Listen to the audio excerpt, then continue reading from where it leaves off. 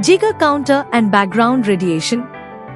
Figure 11.5 illustrates a Geiger counter, comprised of a metal cylinder enclosing a metallic wire aligned along its axis. Within the cylinder is argon gas with small amounts of chlorine, pressurized between 50 to 100 millimeters of mercury. A potential difference slightly below the threshold required to induce discharge in the gas is upheld between the wire and the cylinder.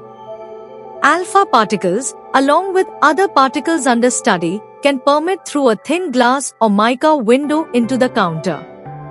Upon entry, these particles cause ionization of the gas molecules within.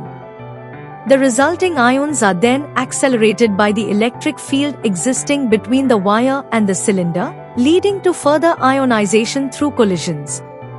Consequently, this process swiftly builds up an ionization current. The current, however, decays rapidly since the circuit has a very small time constant.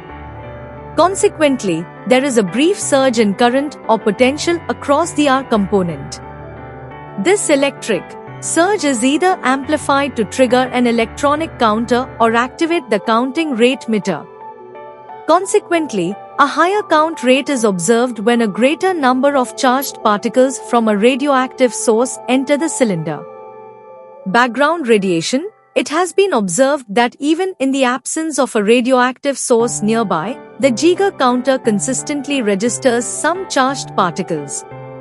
These particles originate from, first, radioactive substances present in the Earth and, 2, cosmic ray particles arriving from all directions in space.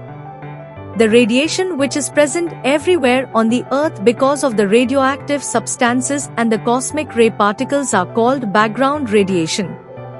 There are two sources of background radiation, are as follows. First, external source, radioactive substances in the Earth crust, release of radioactive gas from the Earth, cosmic rays which fall on the Earth.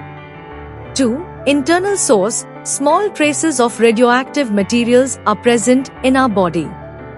These come mainly from naturally radioactive isotopes present in the food we eat or in the air we breathe. These isotopes include carbon-14, C14, potassium-40, K40, and tritium-H3.